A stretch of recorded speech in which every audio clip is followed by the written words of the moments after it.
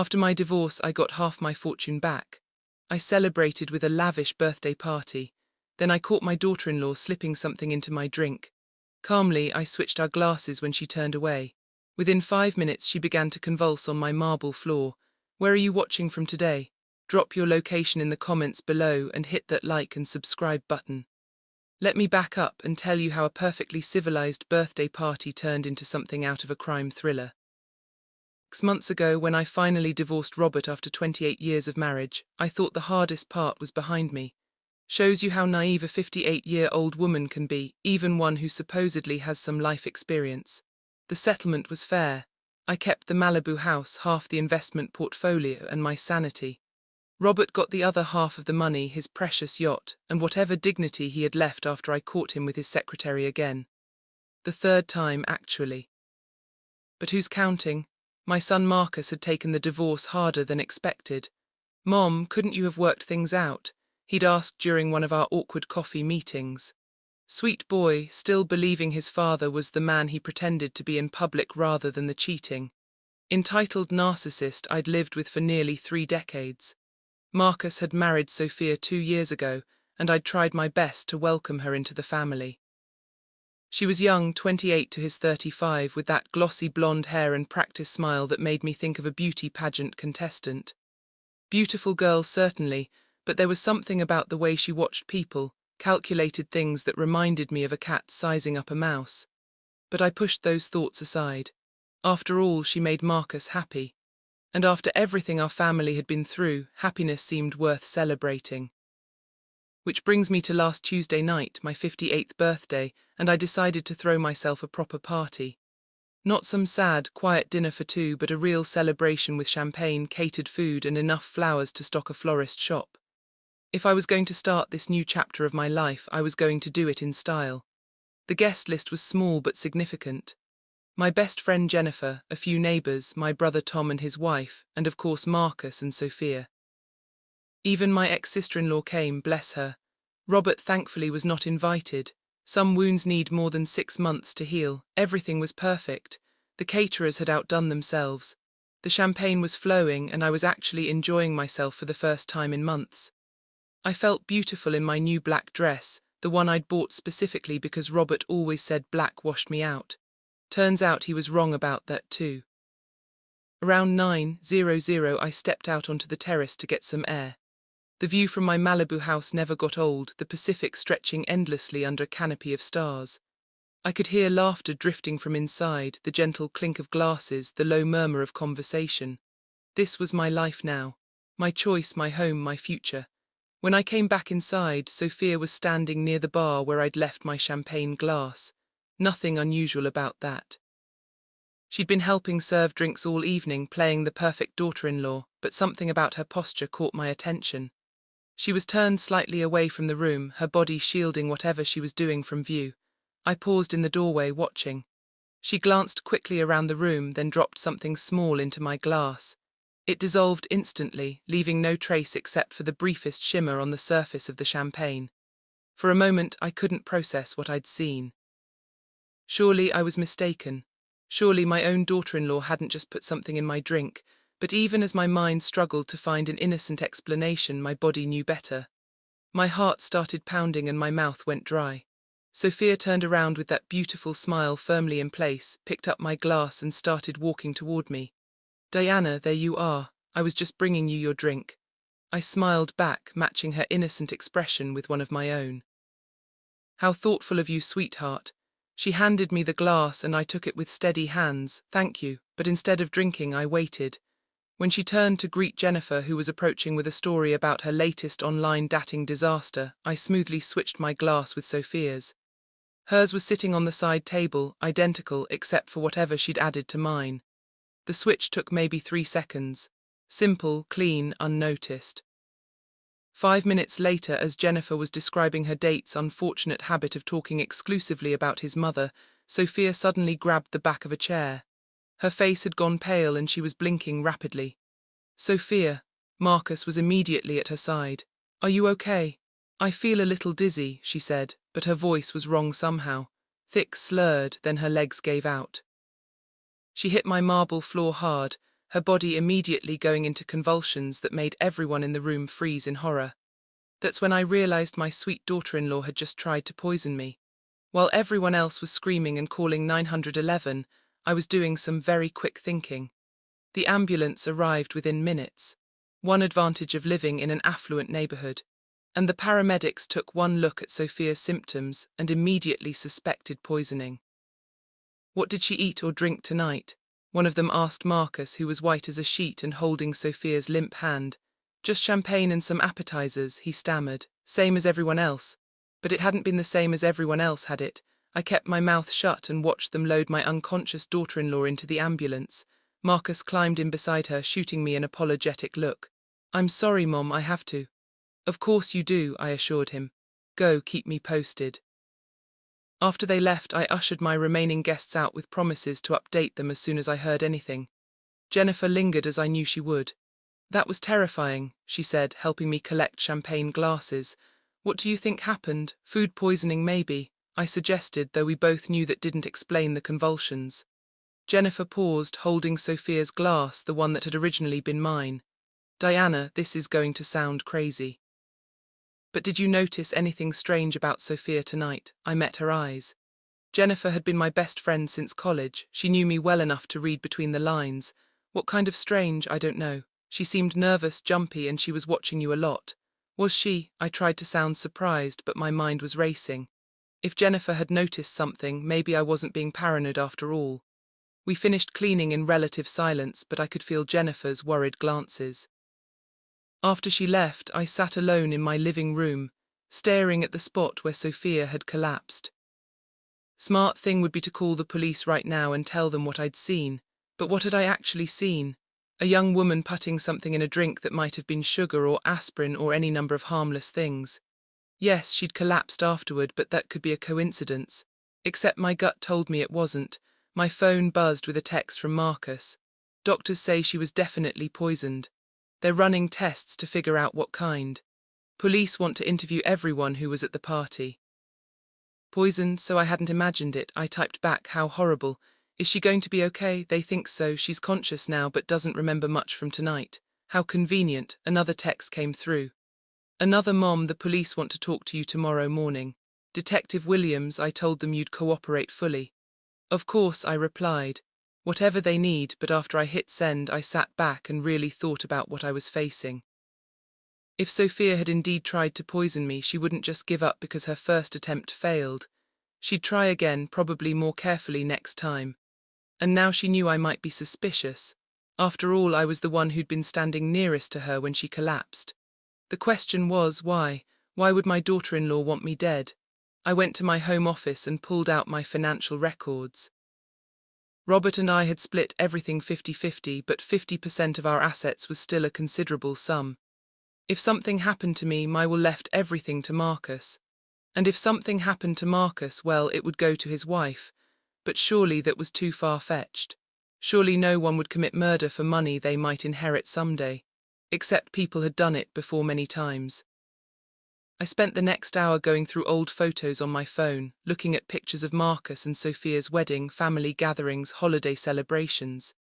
In every single photo she was smiling, that perfect smile, playing the devoted wife and daughter-in-law. But now that I knew what to look for, I could see something else in her eyes, something calculating and cold. Around 2:00 a.m. I finally went to bed, but sleep was impossible. Every sound made me jump. What if she came back? What if this was just the beginning of a more elaborate plan?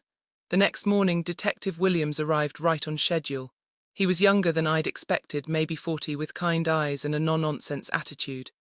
"Mrs. Morrison, I know this must be traumatic for your family," he began, "but we need to figure out how your daughter-in-law ingested what appears to be a significant amount of antifreeze."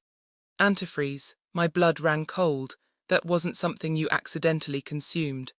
Antifreeze. I repeated, "Are you sure?" The hospital confirmed it. "The question is how it got into her system. We're testing everything from the party, food, drinks, even the flowers, in case she had some kind of allergic reaction." I took a deep breath. It was time to make a decision that would change everything. "Detective Williams," I said slowly, "there's something I need to tell you." Detective Williams set down his coffee cup and leaned forward when I told him what I'd witnessed. His expression shifted from polite interest to sharp attention as I described seeing Sophia drop something into my drink. "You're certain about what you saw?" he asked. "Absolutely certain." I walked him through it step by step. Sophia's furtive glances, the way she'd positioned her body to block her actions, the quick dissolving motion, and you switched the glasses without her knowledge. Yes, she handed me what she thought was my original glass, but it was actually hers. Detective Williams was quiet for a long moment, processing. "Mrs. Morrison, if what you're telling me is accurate, your daughter-in-law attempted to murder you." Hearing it said out loud made my chest tighten. "That's what I'm afraid of. The question is why. Do you have any idea what her motive might be?" I gestured toward my financial documents spread across the coffee table. "Money, I assume. My divorce settlement was quite substantial." He reviewed the papers with a cop's trained eye. "This is significant wealth. Who inherits if something happens to you?" "Marcus, my son, and if something happened to both of us," I let the implication hang in the air. "His wife would inherit everything." Detective Williams made a note. "Mrs. Morrison, I need to ask you something, and I want you to think carefully before you answer. Has your relationship with Sophia been strained lately? Any arguments, disagreements, anything that might have triggered this?" I considered the question. "Nothing dramatic. You've always been polite to each other, but I wouldn't say we were particularly close. She's quite a bit younger than Marcus, and sometimes I got the impression she found family gatherings tedious." "What about your ex-husband? How does Sophia get along with him?" Something cold settled in my stomach. "I am not sure. Robert and I don't exactly compare notes these days." "Why?" "Just trying to understand the family dynamics," but his expression suggested there was more to the question than he was letting on. After Detective Williams left, promising to be in touch soon, I found myself packing my house like a caged animal. The walls that had felt like sanctuary yesterday now felt like a target. If Sophia had tried once, she'd try again, and next time she might not make the mistake of letting me see her do it. I called Jennifer. "Can you come over? I need to talk to someone I trust." She arrived within an hour, took one look at my face, and immediately went to make tea. Jennifer had always been practical in crisis situations. It's why we'd been friends for 35 years. "Tell me everything," she said, settling into the chair across from me. So I did. I told her about the poisoning attempt, about my conversation with the detective, about my growing suspicion that my daughter-in-law was trying to kill me for money. Jennifer listened without interruption, her expression growing more troubled with each detail. "Diana," she said finally, "you need to be very careful here. If you're right about this, you're dealing with someone who's already tried to commit murder once. She's not going to just give up and move to another state." "I know, but what am I supposed to do? Hide in my house for the rest of my life?" "No, but you need to be smart. First, we make sure you're safe. Then we figure out how to prove what she did." The detective believes me, I think, but believing and proving are two different things. Jennifer was quiet for a moment, thinking. "What do you actually know about Sophia? I mean really know, not just what she's told the family." That was an excellent question. "She grew up in Ohio, went to college somewhere in the Midwest, met Marcus at a conference in Chicago. He was smitten immediately." That's pretty vague information for someone who's been in your family for 2 years. She was right. I realized I knew almost nothing concrete about Sophia's background, her family, her life before Marcus. Every time someone asked about her past, she'd smile and change the subject or turn the focus back to whoever was asking. "I think," I said slowly, "it's time I did some research on my daughter-in-law." We spent the rest of the afternoon on my computer, digging into everything we could find about Sophia Morrison, née Williams. Her social media presence was minimal. A few carefully curated photos, no posts older than 3 years. Her college records were spotty. Even her employment history before meeting Marcus was thin. "This is weird," Jennifer said, squinting at the screen. "It's like she barely existed before she met your son, or like she's hiding who she really is." Around 5:00, my phone rang. "Marcus. Mom, how are you holding up? I know this whole thing must be upsetting." "I'm fine, sweetheart. How is Sophia feeling?" "Better. The doctors say she should make a full recovery." "But Mom," his voice dropped. "They're asking a lot of questions about the party, about who had access to drinks, who might have wanted to hurt her. It's starting to feel like they think someone at your party deliberately poisoned my wife." I chose my words carefully. "Well, the detective I spoke to seemed thorough. I'm sure they'll figure out what happened." The thing is, Marcus continued, Sophia keeps saying she feels like she's forgetting something important about that night. She remembers most of the evening, but there's a gap right before she got sick. How convenient that she couldn't remember the part where she tried to murder me. Memory loss can be a side effect of trauma, I said neutrally. I guess. Anyway, we're going to stay at her sister's place in Santa Barbara for a few days while she recovers. I just wanted you to know we won't be around. After he hung up, Jennifer looked at me with raised eyebrows. She has a sister in Santa Barbara. That's the first I've heard of any family. Me too, and isn't it interesting that she's suddenly remembering family members right when she needs an alibi location? My phone buzzed with a text message from an unknown number. We need to talk. Meet me at Cafe Luna tomorrow at 2 p.m. Come alone. A friend who knows the truth about Sophia. Jennifer and I stared at the message. Are you going to go? She asked. I was already reaching for my car keys. Cafe Luna was a small, trendy place in Beverly Hills that I'd never been to before. The kind of place where people conducted business overpriced lattes and kale salads. I arrived 15 minutes early and chose a corner table with a view of the entrance, feeling like I was in some kind of spy movie. At exactly 2 p.m., a woman approached my table. She was probably in her 30s with dark hair and nervous eyes that kept darting toward the door. Mrs. Morrison, I'm Carmen Rodriguez. Thank you for meeting me. I gestured for her to sit. You said you know something about Sophia. Carmen glanced around the cafe before leaning forward. I worked with her in Chicago before she met your son. She went by a different name then. Sophie Watson. My blood chilled. Different name. She was, how do I put this delicately? She specialized in meeting wealthy men, older men usually, men who were lonely, recently divorced or unhappily married. I felt like I'd been punched in the stomach. You're saying she's some kind of con artist. I'm saying she's very good at identifying targets and making them fall in love with her. Your son isn't the first, Mrs. Morrison.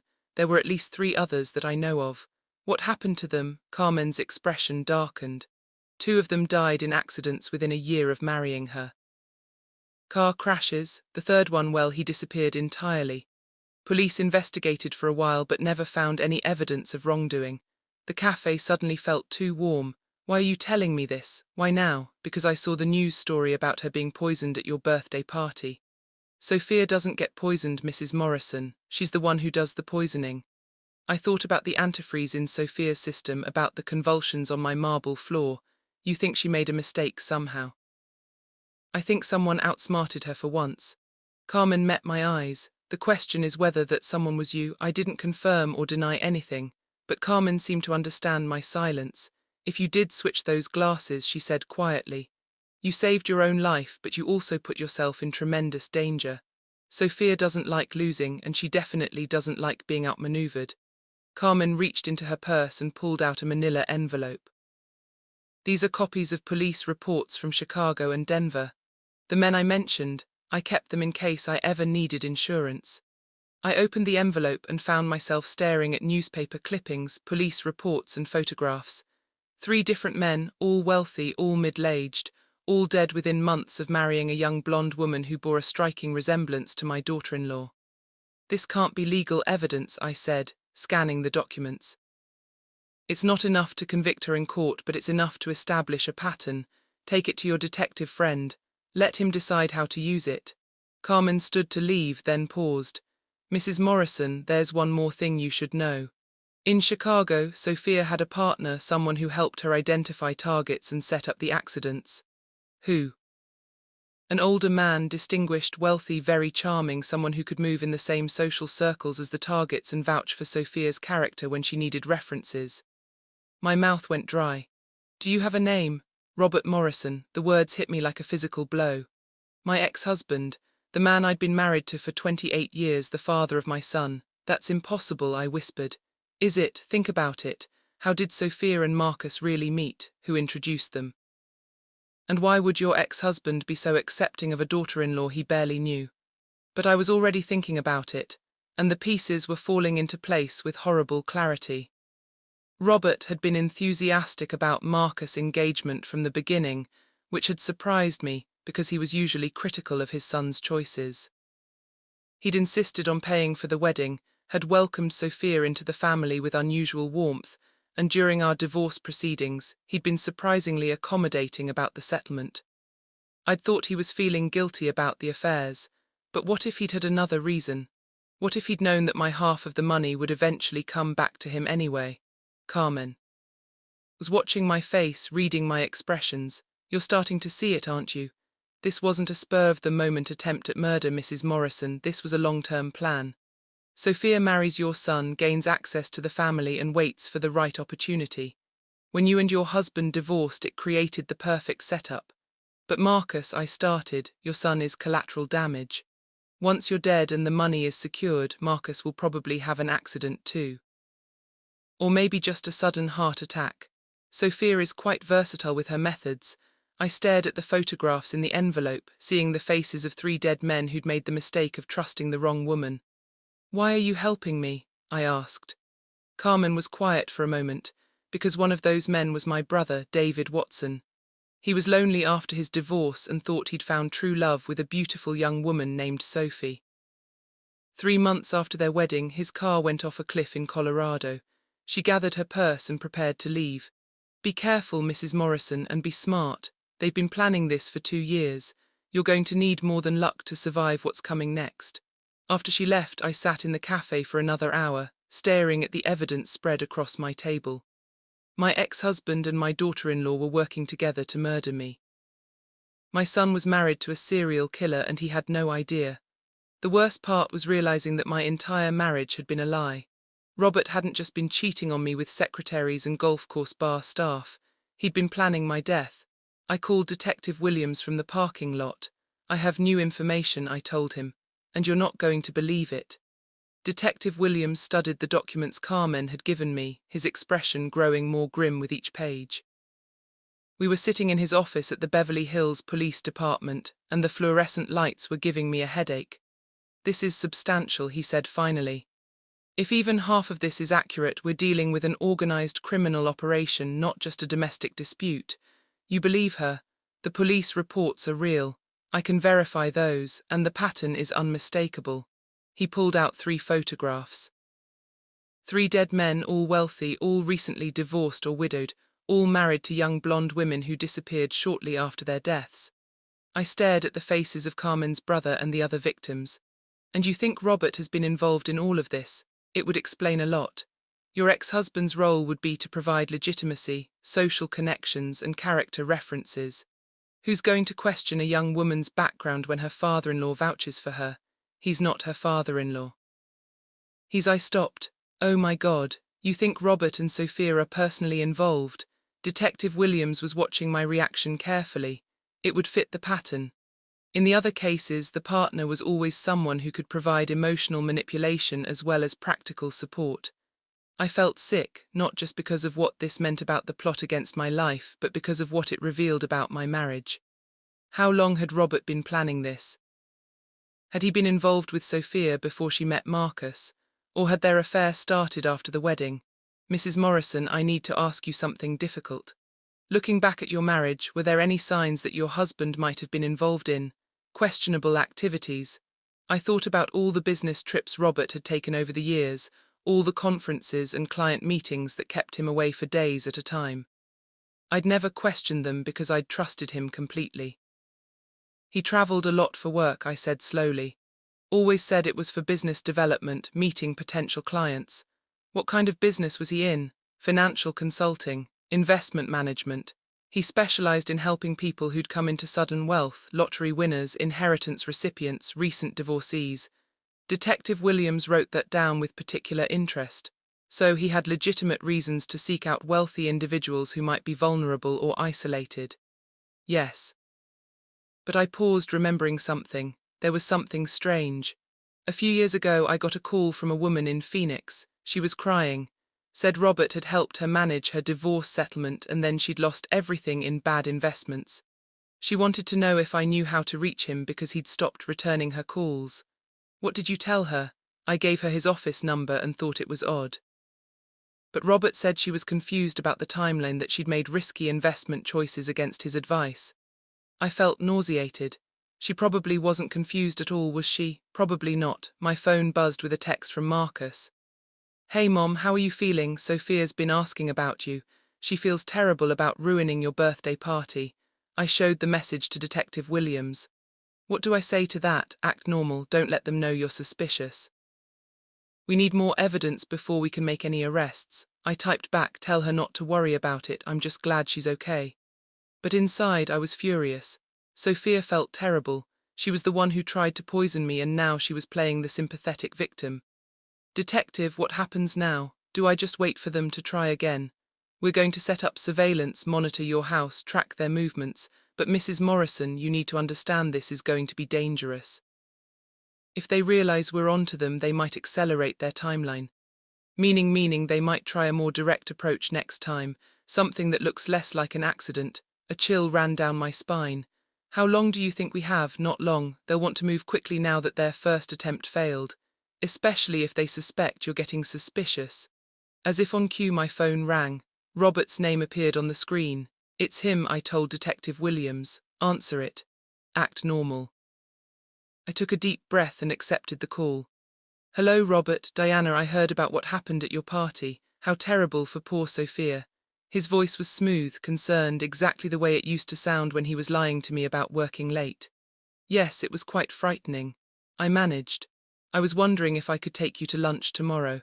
I know we don't talk much anymore, but this whole situation has me thinking about family, about how important it is that we all support each other. Detective Williams was nodding vigorously, making yes gestures. That would be nice, I said. Wonderful. How about that little place in Malibu you always liked? Sunset overlooking the ocean. After I hung up, Detective Williams was already making notes. Perfect. We'll wire you for the conversation, have units positioned nearby. This could be the break we need. You think he'll confess? I think he'll say something incriminating.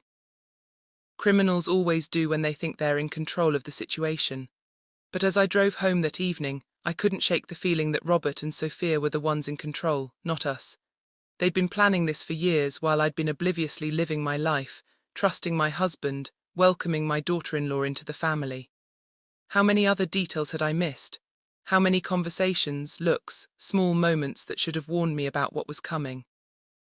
I pulled into my driveway and sat in the car for a moment, looking at my beautiful house, the place where I'd thought I was safe, where I'd planned to spend my newfound freedom. But freedom was an illusion when people you loved were planning to kill you. My phone buzzed with another text, this time from an unknown number. Enjoyed our conversation today. Don't trust anyone, even the police can be bought. Watch your back. See, Carmen's warning hit me like a punch to the gut. If she was right, if Robert and Sophia had connections inside law enforcement, then even Detective Williams might not be safe to trust. I was truly on my own. The restaurant Robert had chosen was one we'd visited often during our marriage, a quiet place perched on a cliff overlooking the Pacific. The irony wasn't lost on me. He'd picked the spot where we'd celebrated our anniversary for the past 15 years to discuss my murder. I arrived early, wearing the wire Detective Williams had given me, trying to look relaxed despite my racing heart. The device was tiny, hidden under my blouse, but it felt like a neon sign announcing my intentions. Robert walked in precisely on time, looking distinguished in his expensive suit and silver hair. He'd always been handsome, tall, confident, the kind of man who commanded attention when he entered a room. For 28 years, I'd felt lucky to be married to him. Now I wondered how many women he'd charmed before arranging their deaths. Diana, you look wonderful, he said, kissing my cheek like the devoted ex-husband.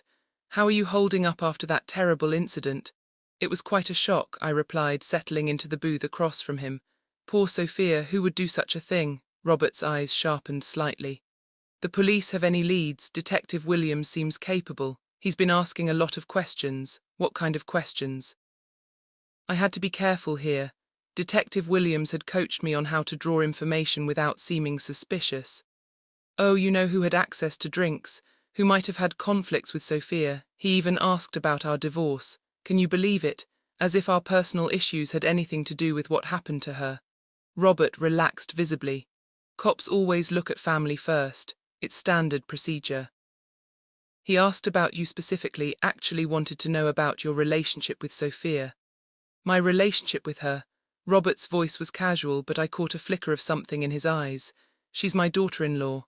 We get along fine, that's what I told him. Though I did mention how enthusiastic you were about Marcus's engagement. Remember how quickly you welcomed her into the family. She made Marcus happy. That's all that mattered to me. But his hand tightened around his water glass and I knew I was on the right track. It's funny, I continued. Detective Williams said the strangest thing. He wondered if Sophia might have been the intended victim at all. What if someone was trying to poison me and she got my drink by mistake? The color drained from Robert's face so quickly that I almost felt sorry for him. Almost. That's ridiculous, he said, but his voice had gone tight. Who would want to hurt you? I have been wondering about that. I mean, if someone wanted me dead, the divorce settlement would be the obvious motive, wouldn't it? 50% of our assets is worth killing for. Diana, you're being paranoid. Am I? Because when I really think about it, Robert, our divorce was surprisingly smooth. You didn't fight the settlement at all, which isn't like you. You've never given up money easily. I felt guilty about the affairs, did you? Or did you know the money would come back to you eventually? Robert was staring at me now, no longer pretending to be relaxed. What are you implying? I'm not implying anything, I'm saying it outright. You and Sophia have been planning to kill me. The silence stretched between us like a taut wire. Robert's charming mask had completely slipped and I was looking at the face of a stranger, a cold, calculating stranger who'd shared my bed for nearly 3 decades. You're delusional, he said finally. Carmen Rodriguez might disagree. That got a reaction. Robert's eyes went wide and his hand knocked over his water glass. Ice and water spread across the table, but neither of us moved to clean it up. I don't know who that is, he said. David Watson's sister. Remember David, one of your previous victims in Colorado? I've never heard of anyone named David Watson. Really, because Carmen has photographs of you with Sophia in Chicago. She has police reports from 3 different cities. She has documented evidence of a pattern spanning multiple years. Robert was breathing hard now, his composure completely shattered. Even if any of that were true, which it isn't, you have no proof of anything. Sophia was poisoned, not you. She's the victim here. Sophia was poisoned because I switched our glasses. I saw her put something in my drink. Robert, I watched her try to murder me at my own birthday party. You're lying. The detective has the whole thing on security footage from my house. Amazing what those doorbell cameras pick up these days. That was a bluff. I didn't have cameras that showed the interior of my house, but Robert didn't know that. He leaned across the table, his voice dropping to a whisper. You have no idea what you're dealing with, Diana. This is bigger than just me and Sophia. If you think you can expose us and walk away, you're even more naive than I thought. Are you threatening me? I'm warning you. Drop this investigation. Tell the police you were mistaken about what you saw. Accept that Sophia was the victim of a random poisoning and move on with your life. And if I don't, Robert's smile was colder than anything I'd ever seen, then you won't live long enough to regret it. He stood up and threw money on the table. Enjoy your lunch, Diana. It might be your last meal. After he left, I sat in the booth for several minutes, shaking.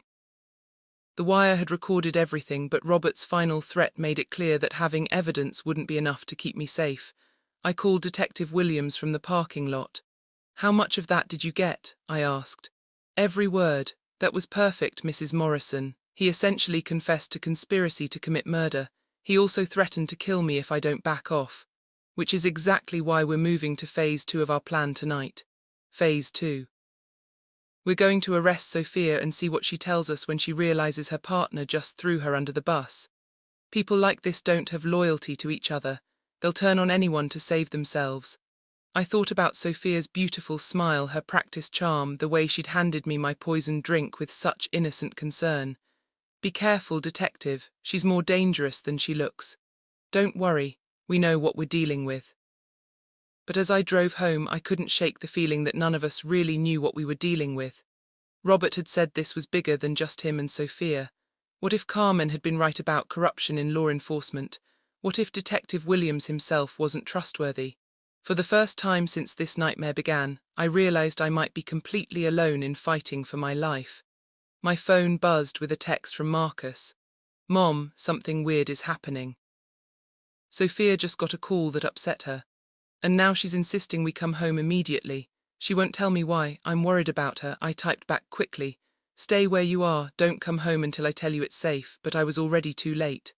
Marcus's next text made my blood run cold. Too late. We're already in the car, should be there in 2 hours. Sophia was coming back to finish what she'd started.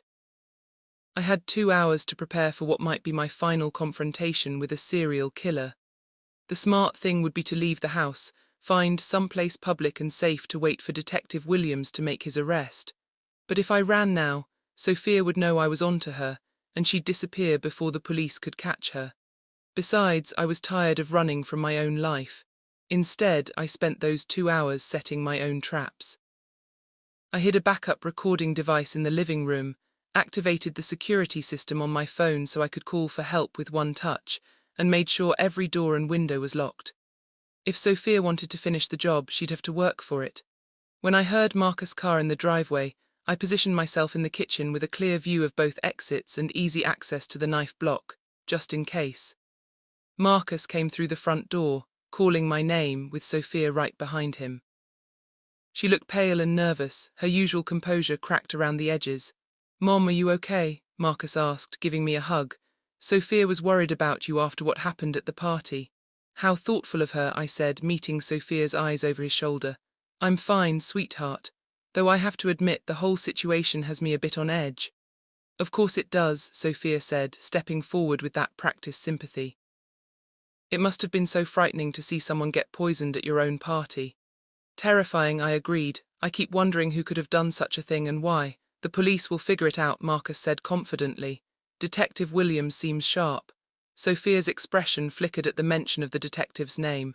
"Has he learned anything new?" "A few things," I said carefully. "He seems to think the poison was meant for someone else." "Someone else?" Marcus looked confused. "But Sophia was the one who got sick. That's what's so puzzling. Detective Williams thinks maybe the killer made a mistake somehow. Maybe they poisoned the wrong glass." I watched Sophia's face carefully as I spoke. Her eyes had gone very still, and I could practically see her mind working, calculating, trying to figure out how much I knew. "That seems unlikely," she said. "I mean, how would someone mix up glasses?" "Well, the detective thinks maybe the intended victim was smart enough to switch drinks when they realized what was happening." The silence in the kitchen was deafening. Marcus was looking back and forth between us, clearly sensing the tension but not understanding its source. "Mom, are you saying someone was trying to poison you?" "It's possible," I said, never taking my eyes off Sophia. "The question is, who would want to hurt me and why?" Sophia's phone buzzed and she glanced at it quickly. Her face went even paler. "Marcus," she said suddenly, "I'm feeling dizzy again. Could you get me some water from the car?" I left a bottle on the front seat. "Of course." Marcus immediately headed for the door, the devoted husband rushing to help his wife. The moment he was outside, Sophia's mask dropped completely.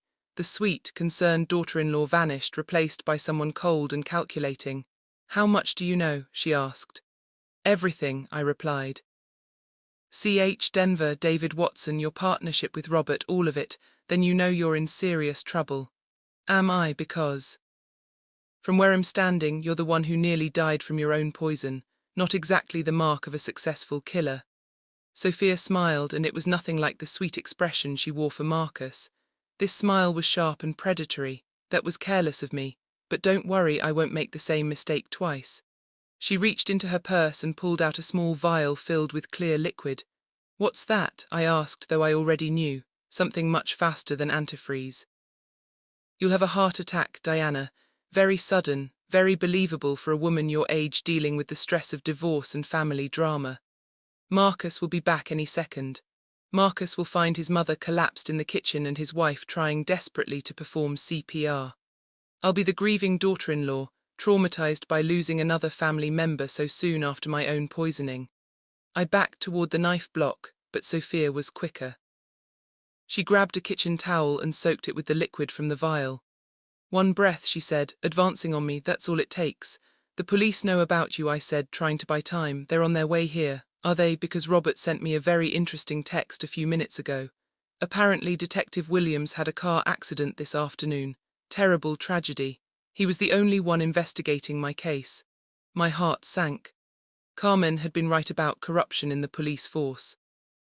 "You can't kill everyone who knows the truth," I said. "I don't have to, I just have to kill the ones who matter." Sophia lunged forward with the soaked towel, but I was ready for her. I grabbed the largest knife from the block and slashed outward, catching her wrist. She screamed and dropped the towel, clear liquid spilling across my kitchen floor. "You bitch," she snarled, clutching her bleeding wrist. "That's right," I said, keeping the knife between us. "This figured out your game." The front door burst open and Marcus rushed in. What the hell? He stopped short, taking in the scene. His wife bleeding and cursing, his mother holding a knife, a chemical smell filling the air. "Mom, what's happening? Your wife just tried to murder me," I said calmly.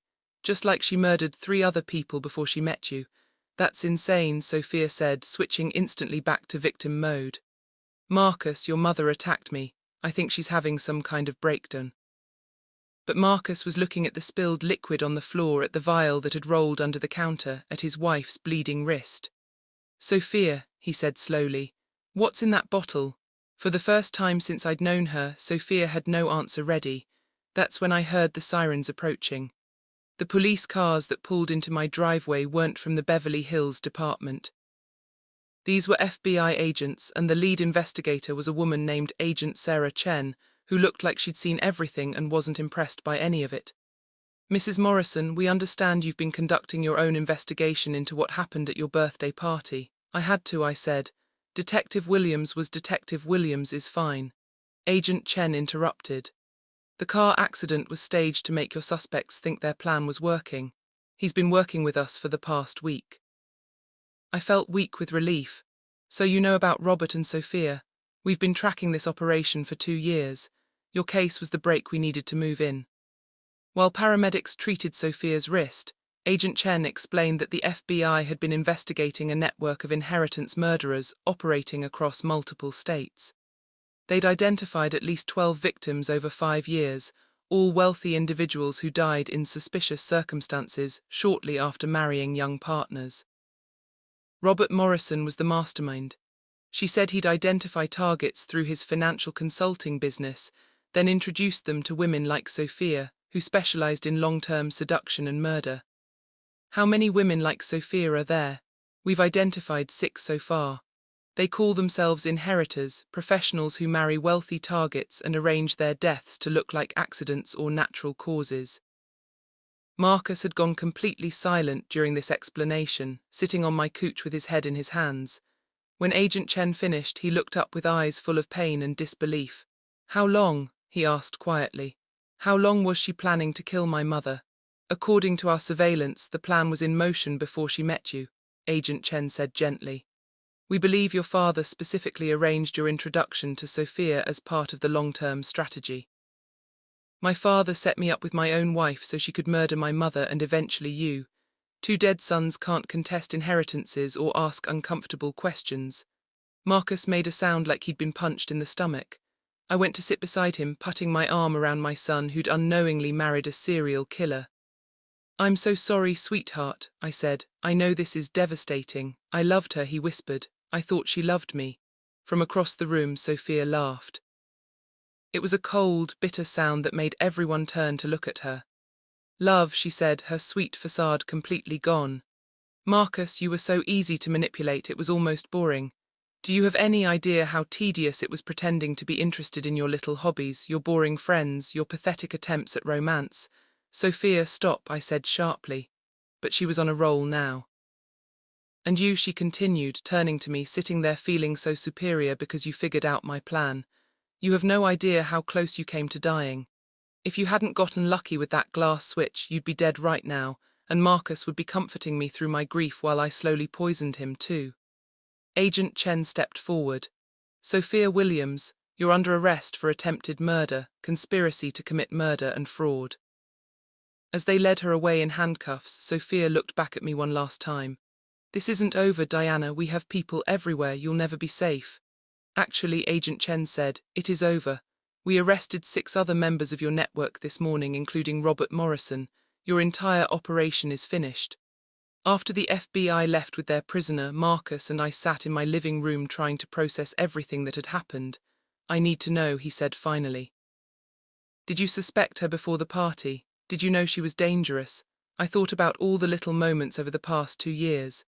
Sophia's calculated charm, her vague answers about her past, the way she watched people like she was sizing them up. I knew something was off, I admitted, but I never imagined anything like this. I thought maybe she was just young and self-centered, not a professional killer. She said she was going to kill me too eventually, but she didn't. "You're safe now, and she's going to prison for the rest of her life." Marcus was quiet for a long time, staring at his wedding ring. Finally, he pulled it off and set it on my coffee table. "I don't think I'll ever trust anyone again," he said. "Don't say that. What happened to us was extraordinary, not normal. Most people aren't sociopathic murderers. How do you tell the difference? How do you know who to trust?" It was a question I'd been asking myself since this nightmare began. I think you trust carefully and pay attention to inconsistencies. You ask questions and listen to your instincts when something feels wrong. My instincts told me Sophia was perfect for me. Your instincts were being manipulated by a professional con artist. That's not your fault, Marcus, that's what these people do. They're experts at making you see what they want you to see. My phone buzzed with a text from Agent Chen. "Robert Morrison is cooperating fully. He's given us information about victims in 8 states and is helping us locate the other women in the network. Justice is coming for all of them." I showed the message to Marcus. "Your father is going to spend the rest of his life in prison, but at least he's helping prevent other families from going through what we did." "Do you hate him?" Marcus asked. For everything he put us through, I considered the question. Robert had been planning my death for years while pretending to love me. He'd set up his own son to marry a killer. He'd built an entire criminal enterprise around murdering innocent people for money. "I hate what he did," I said finally. "But mostly I feel sad for him. Imagine being so empty inside that money matters more than the people who love you." As the sun set over Malibu, Marcus and I ordered takeout and spent the evening going through photo albums, trying to identify which memories were real and which had been contaminated by Sophia's lies. It would take time to heal from this betrayal, but we would heal. We'd survived something extraordinary, and we'd done it together. For the first time in months, I felt truly safe in my own home. 3 months later, I was sitting in a federal courthouse watching Sophia Williams receive 6 consecutive life sentences without the possibility of parole. Agent Chen had been right about the scope of the operation. The final tally was 15 confirmed murders across 8 states, with at least a dozen more suspicious deaths under investigation. Robert got life plus 40 years. During his sentencing, he looked directly at me and Marcus in the gallery, but neither of us looked back. Some bridges once burned should stay that way. The media had dubbed them the inheritance killers, and the story had become a cautionary tale about trusting people too quickly. I'd given several interviews about the experience, partly to help other potential victims recognize the warning signs, and partly because talking about it helped me process what had happened. "How did you know to switch the glasses?" a reporter from 60 Minutes had asked me. "I didn't know anything for certain," I'd replied. "But when you've lived as long as I have, you develop instincts about when something isn't right. The key is listening to those instincts instead of dismissing them." Marcus had moved back into my Malibu house temporarily while he figured out his next steps. The betrayal had shattered his confidence in his own judgment, but slowly, day by day, he was rebuilding himself. "I got a job offer," he told me over breakfast one morning. "A consulting firm in Seattle. It would be a fresh start somewhere that doesn't have any memories of her." "That sounds perfect," I said. "When would you start?" "Next month." "But Mom, I worry about leaving you alone." "Sweetheart, I'm not alone. I have Jennifer, I have my book club, I have a whole life here. Besides, I can take care of myself." I proved that pretty decisively. He smiled. The first real smile I'd seen from him since the arrest. "You certainly did. Remind me never to get on your bad side. Just don't try to poison me and we'll be fine." We were learning to joke about it, which felt like progress. That afternoon, I had lunch with Carmen Rodriguez, who'd flown in from Chicago for the sentencing. She testified about her brother's murder and finally gotten the closure she'd been seeking for years. "How are you adjusting to normal life?" she asked. "It's surprisingly difficult," I admitted. "For months I was focused on survival, on gathering evidence, on staying one step ahead of people who wanted me dead. Now that it's over, I don't quite know what to do with myself. Have you thought about writing a book? Your story could help other people." "Actually, I have been writing." "Not a book exactly, but well, see for yourself." I handed her a printout of my latest project, a comprehensive guide to recognizing and avoiding inheritance predators with detailed warning signs and safety protocols. Carmen read through it carefully. "This is brilliant. You should get this to every divorce attorney, estate planner, and financial advisor in the country. I've been thinking about starting a foundation, something to help other families who have been targeted by these kinds of criminals." The Diana Morrison Foundation for Inheritance Security. Something like that. Maybe we could prevent other families from going through what mine did. As we talked, I realized that surviving Sophia and Robert's murder plot hadn't just saved my life. It had given me a purpose I'd never had before. For the first time since my divorce, I felt energized about the future. When I got home that evening, I found Marcus in the kitchen making dinner, actually cooking, not just ordering takeout. Another sign of healing. How was your lunch with Carmen? He asked, inspiring. I've decided to start a foundation to help other inheritance crime victims. That's amazing, Mom. Dad and Sophia tried to destroy us, but instead you're turning the experience into something that will help people. It feels like the right thing to do.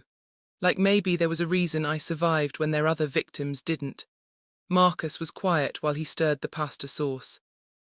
I've been thinking about that too, about why we got lucky when so many others didn't. And what conclusion did you reach? That you're tougher than you look. And I inherited at least some of that toughness from you.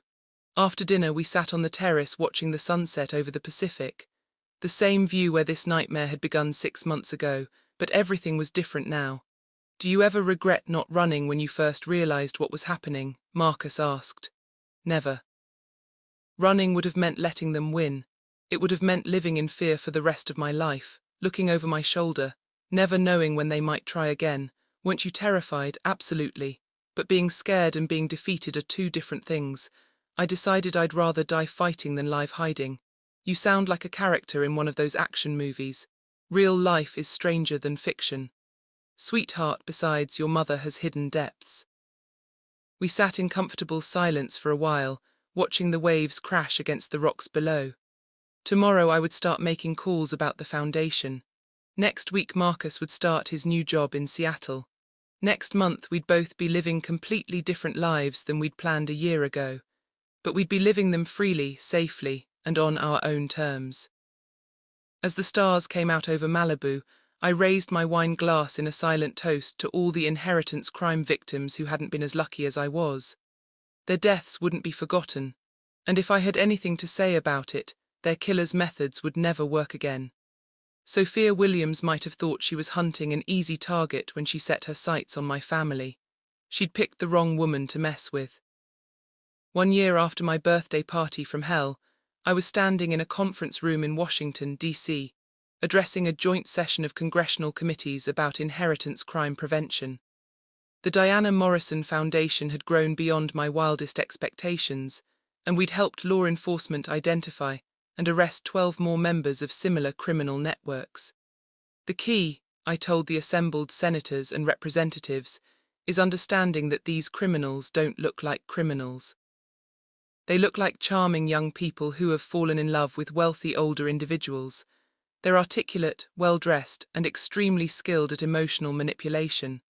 After my testimony, I was approached by Senator Patricia Walsh, who'd been following our work. Mrs. Morrison, your foundation has prevented an estimated 23 murders in the past year. How does that feel? Gratifying, I said, but also heartbreaking because it means there were 23 families out there who could have suffered what mine did. What's next for your foundation? International cooperation. These networks operate across borders, and we need to share intelligence with law enforcement in other countries. That evening I had dinner with Agent Chen, who'd become a close friend over the past year.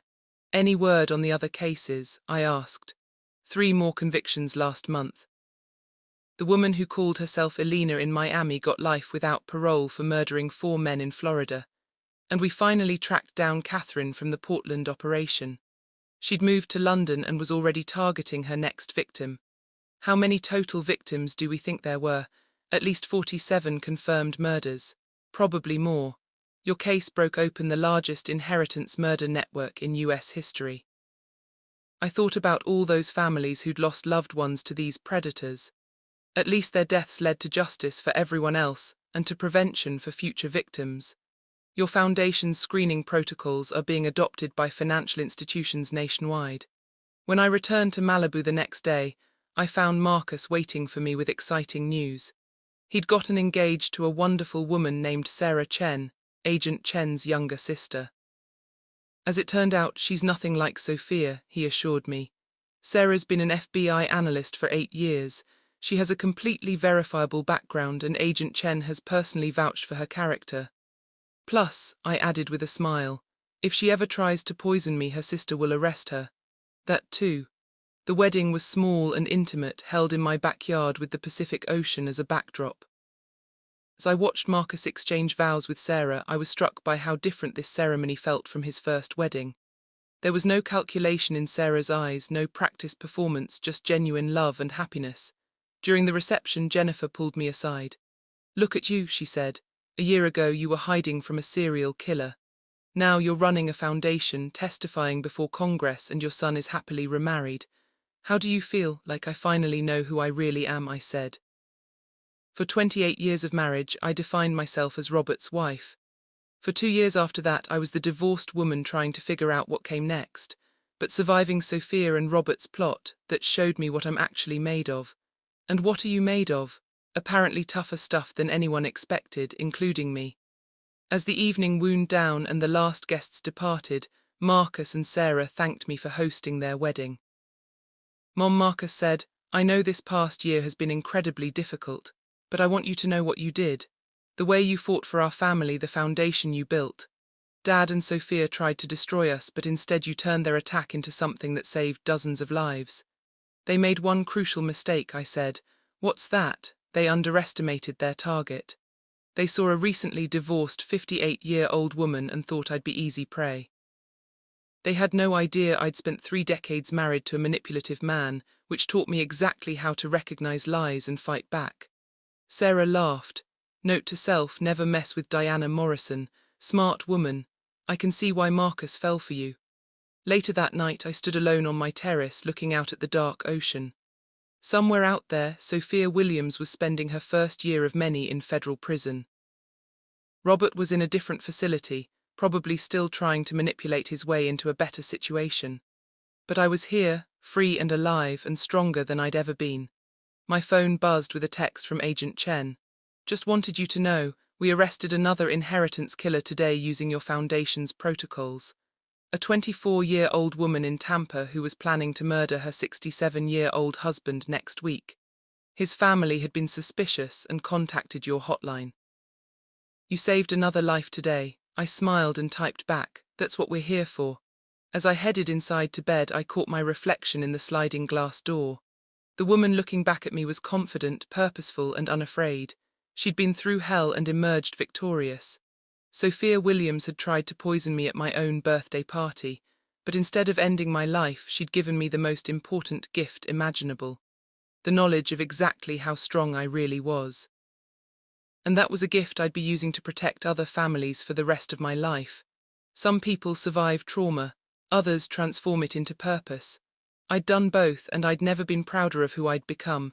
The Diana Morrison who'd been married to Robert for 28 years might have been a victim, but the Diana Morrison who'd switched those glasses and outsmarted a serial killer, she was nobody's victim.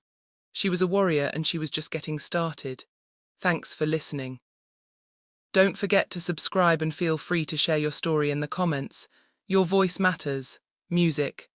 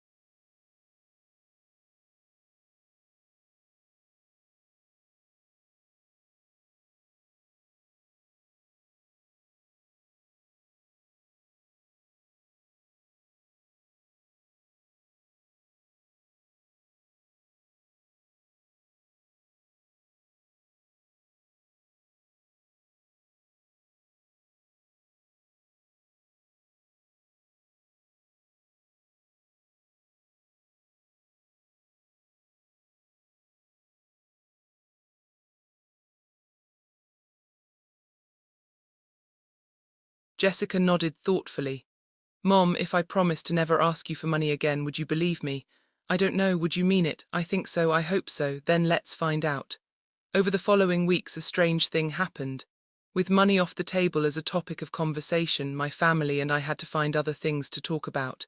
It was awkward at first, like strangers learning to make small talk. But slowly we began to rediscover each other. Michael visited to show me pictures from Ellen's graduation. She'd found a way to pay for nursing school through a work-study program and graduated with honors. They were proud of what they'd accomplished on their own. Brad got a promotion at work and called to share the good news, not because it meant he could pay me back, but because he wanted to celebrate with someone. Even Stephanie seemed different, less focused on material things, more interested in experiences and relationships. And Jessica started calling just to talk about her job, her friends, her thoughts about life. Not once did she mention money. On my 56th birthday they threw me a party, not because they felt obligated, not because they wanted something, but because they wanted to celebrate me. It was held at Jessica's house, but it was elegant in its simplicity. Good food, thoughtful decorations, and a cake that Jessica had made herself instead of buying. The gift they gave me was perfect. A photo album filled with pictures from throughout our family history with handwritten notes about their favorite memories with me. Memories that had nothing to do with money or help or obligations, just love. As I drove home in my red BMW, I thought about Elena's letter. Use it to make them remember who they're dealing with. She'd been right. The money hadn't changed who I was. It had revealed who I'd always been underneath the habit of putting everyone else first. Margaret Thompson. Not the bank of Mom. Not a convenient resource, just Margaret. A woman who deserved to be loved for who she was, not what she could provide. The woman who looked back at me in my rearview mirror was confident, well-dressed, and genuinely happy. She was exactly who I'd always meant to become. Thanks for listening. Don't forget to subscribe and feel free to share your story in the comments. Your voice matters. Music.